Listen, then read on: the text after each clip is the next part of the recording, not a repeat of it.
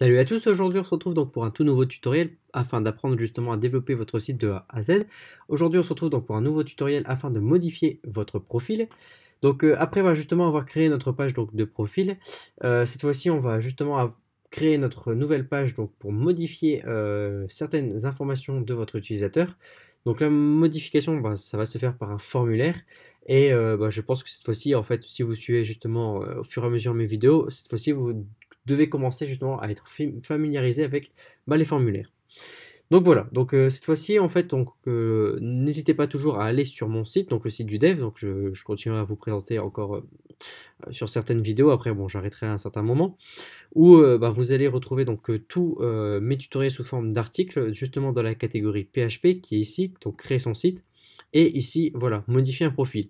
Donc vous aurez toujours, avant d'avoir justement la vidéo, les articles en avant-première, comme ça à chaque fois si vous voulez, vous pourrez déjà regarder, déjà vous renseigner justement sur les articles, voilà, comment ça fait, etc. Et ensuite la vidéo arrivera justement avec peut-être un peu plus d'explications derrière. Comme ça me permet justement de réduire le temps pour faire la vidéo. Voilà. Donc vous retrouvez justement donc, pour modifier son profil, voilà la page qu'il faudra créer, la page ici. Au niveau du côté PHP, donc tout le code qu'il y a ici pour modifier justement votre profil, et du côté HTML, le formulaire justement. Donc là, ce qu'on va faire, c'est qu'on va copier le côté HTML, voilà, on le copie. N'hésitez pas si vous voulez à faire un arrêt sur écran justement pour avoir le code, si vous n'allez pas sur le site bien sûr. Là, en fait, voilà, ce que j'ai fait, c'est qu'ici, sur la dernière vidéo où on était pour afficher votre profil, donc cette fois-ci, j'ai rajouté le bouton accueil qui est ici, mon profil, et modifier votre profil. Donc effectivement, vous voyez qu'ici, la page est blanche. Pourquoi? Parce qu'en fait, où j'ai créé la page modifier profil, effectivement, elle est blanche. Je n'ai rien mis. Donc là, je vais copier, voilà, mon code qui est ici, et je vais revenir en arrière. Je vais réactualiser la page et effectivement cette fois-ci on a bien le titre de la page, modifier votre profil, modification, donc je pourrais même mettre voilà, modification de votre profil, donc à la fin ce sera plutôt de mon profil, vous mettez ce que vous voulez, et dedans si je rafraîchis, voilà, on va modifier du coup le nom, le prénom, l'adresse mail.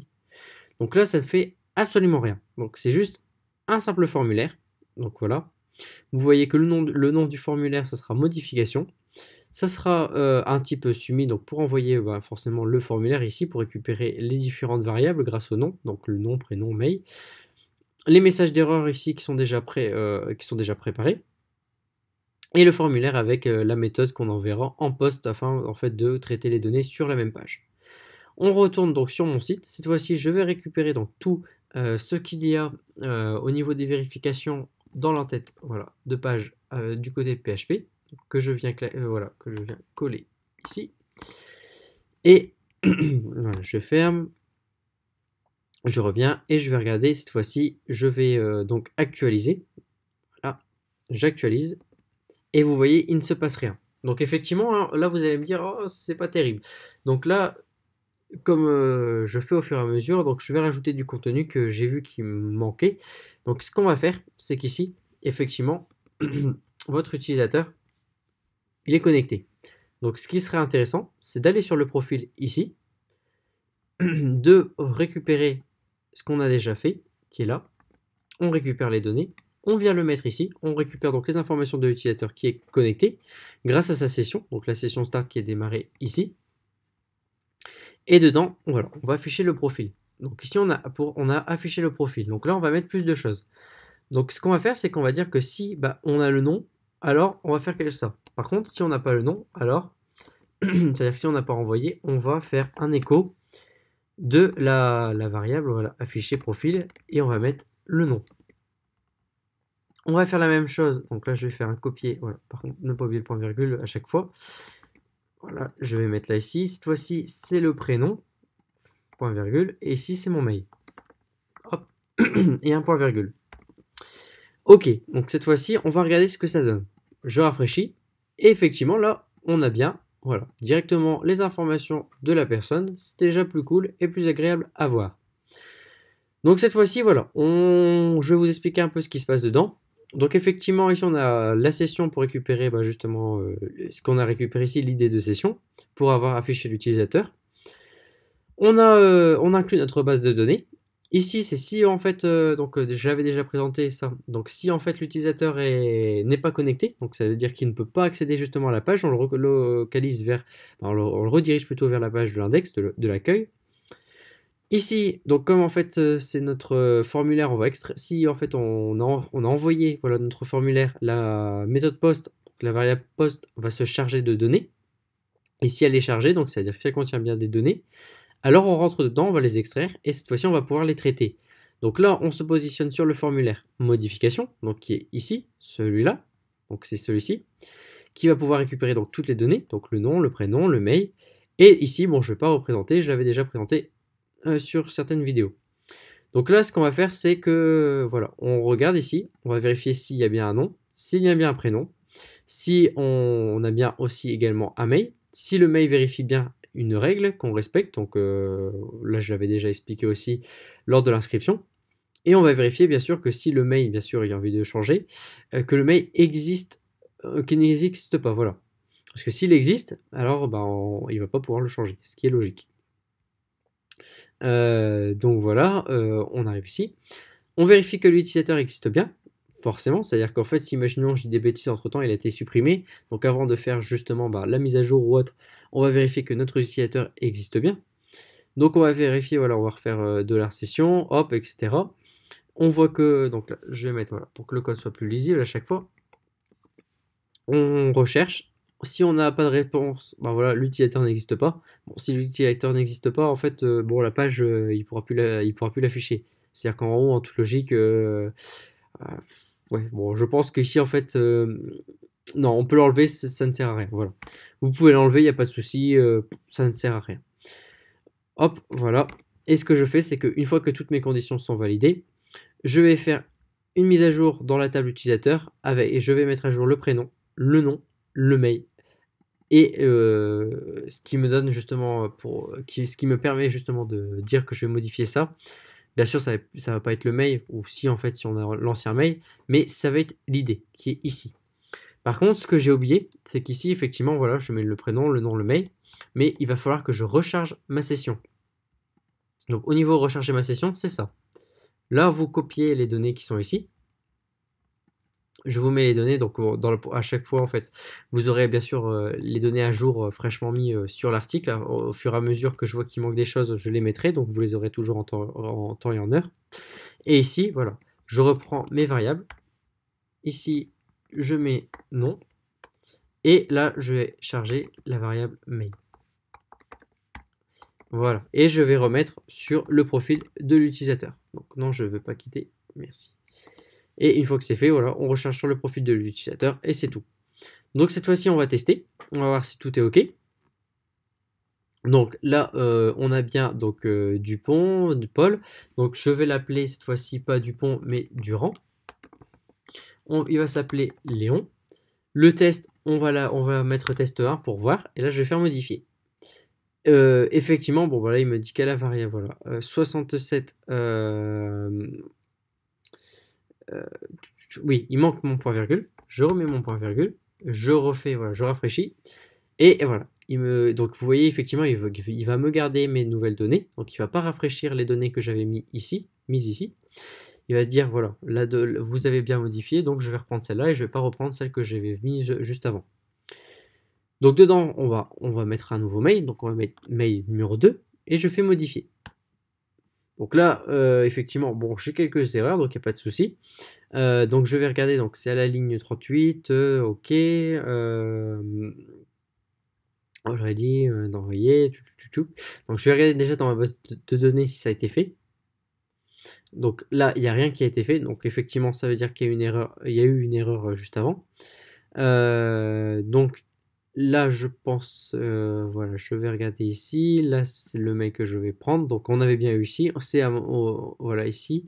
Update utilisateur. Donc c'est prénom, nom, mail. Donc on prend bien le prénom, on prend bien le nom, on prend bien le mail. J'ai bien mis voilà la variable. Je vais rediriger vers profil. Donc location. Voilà. Donc ce que je vais faire, c'est que c'est simple. Je vais juste regarder si c'est bien ma requête ici. Donc, pour débugger, voilà, je vais mettre un écho 1 pour savoir si c'est ici. Ou, voilà, un écho 2 pour savoir si c'est là. Hop, je recharge. Donc, vous voyez effectivement qu'ici, il y a eu une erreur. Voilà, il y a eu une erreur ici, à la ligne 38. Donc, c'est ici quelque chose il y a eu un problème. Donc, on a le prénom qui est effectivement là. On a bien le mail qui est là. Le nom, pas de souci, et l'idée. Donc on a oublié en fait effectivement, je pense que vous voyez, bon peut-être vous l'avez vu déjà avant moi, j'ai oublié l'idée. Donc c'est un truc tout bête, vous voyez, j'ai oublié carrément l'idée. Hop, je rajoute donc l'idée de la personne, donc $session ID. Voilà. Et là cette fois-ci je rafraîchis. On a changé. Donc effectivement vous voyez que je m'appelle bien maintenant Durand Léon. Mon adresse mail s'appelle test2@gmail.com. Et là, si on regarde la base de données, donc vous voyez bien qu'avant je m'appelais Dupont-Paul. Maintenant, je m'appelle bien Durand Léon test 2. Donc ça, effectivement, si vous voyez pourquoi c'est mis comme ça, c'est parce que vous voyez que j'avais mis Léon, donc le et de Léon. Et en fait, j'ai utilisé justement ça, de l'HTML entity, qui permet que lorsque vous allez mettre du script, c'est-à-dire que si, imaginons, ici, je vais laisser Léon, je vais mettre mon script, je fais modifier, donc le mail existe déjà, effectivement. Je refais ici, ce mail existe déjà, je modifie. Ah oui, oui, oui, donc il faut que j'enlève, voilà, carrément, hop. Et voilà, donc effectivement, ici, vous voyez que c'est écrit le script voilà, et de Léon. Il n'y a pas de souci parce que ça s'est enregistré, ça s'est mis comme ça dans la base de données. Donc effectivement, il y aura pas de, on pourra pas justement pirater votre base de données ou autre grâce à un script, parce que le script, voilà, en entrée, il est carrément comme ça. Donc il n'y a pas de souci de ce côté-là. Après, ce que vous pouvez même faire, c'est carrément justement enlever les cotes et tout. Donc vous faites no cotes, je pensais ça. Donc je vais regarder justement dans la documentation donc, de PHP. Donc là, je fais ça, PHP. Donc HTML Entity, on regarde ici. Et là, ils vont nous dire, voilà, on peut enlever directement les cotes. Donc je vais prendre dans les exemples. Ici, voilà, parfait. Je remonte. Je reviens, je remets ici. Donc je prends au niveau du nom. Et du nom cette fois-ci. Oui, voilà, pas de souci. Je fais modifier, je refais modifier. Hop. Non, il existe donc j'avais dit 2. Voilà. Et dans la base, on regarde. Voilà, ça a encore changé. Donc vous voyez que même les cotes, donc ça c'est vraiment pour les requêtes SQL, on ne pourra pas les faire non plus. Donc c'est-à-dire que vraiment dedans, on ne pourra rien vous récupérer en retour, en message s'il y a des problèmes ou autre. C'est vraiment, en fait, ça sera mis comme ça. Mais pour l'affichage, lui, il n'y aura pas de souci. C'est vraiment au niveau du traitement, etc. Là sur l'instant T, qui aurait pu avoir un problème, et là vous en aurez pas du tout. Comme vous voyez, sinon vous auriez eu un message de script, alerte, etc. Donc voilà, il n'y a pas de souci aussi pour justement pour filtrer ces données-là. Donc là, je remets ma personne, je remets ici et je refais modifier. Donc effectivement, ici, vous voyez, c'est un peu embêtant avec le mail. Donc vous allez dire, oh, c'est chiant, le mail à chaque fois, c'est-à-dire que si la personne elle veut pas la modifier, bah il y a toujours ça. Donc il y a un truc qui est super simple à faire, c'est que vous allez rajouter une petite condition. Donc effectivement, là, vous avez vu qu'on avait fait pour le mail de l'utilisateur, on le remettait. Donc c'est simple, c'est qu'ici, vous allez arriver et ici, vous allez regarder la règle. Et dedans, ce qu'on va faire, c'est qu'on va dire que si le mail, par contre, voilà, de l'utilisateur est égal à ça, et le mail ici voilà, existe, mais il faut qu'aussi que ou existe déjà, voilà, et que on va dire que le mail qui est ici, votre mail de session, doit être différent de celui-ci. C'est-à-dire que s'il est bien différent, effectivement, là, il n'y a pas de souci.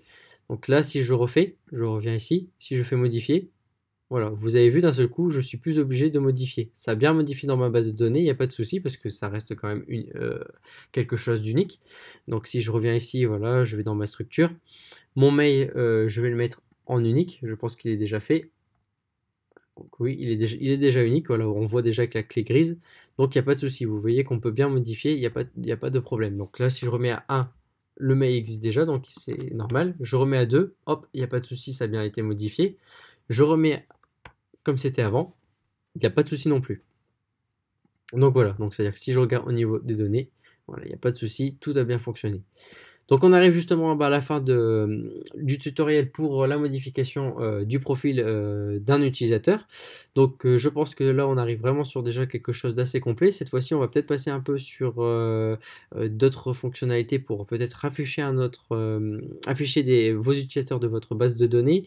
Peut-être aussi également voir un profil d'un autre utilisateur, peut-être faire une recherche d'un utilisateur, et après on passera justement sur comment rendre votre site plus agréable et peut-être rajouter des fonctionnalités par la suite également. Donc voilà, n'hésitez pas à récupérer justement tout le code donc, qui est ici sur mon site. Je mettrai aussi à jour au niveau des petites erreurs que j'avais vues justement pour que vous n'ayez juste à faire qu'un copier-coller et que tout fonctionne du premier coup. Donc voilà, donc n'hésitez pas à lâcher un pouce bleu si cette vidéo vous a plu. N'hésitez pas non plus à mettre des commentaires en dessous de cette vidéo ou sur mon site plutôt. Je vous répondrai plus facilement sur mon site que justement sur YouTube. Donc voilà, donc maintenant on se retrouve pour une prochaine vidéo. Allez, à plus.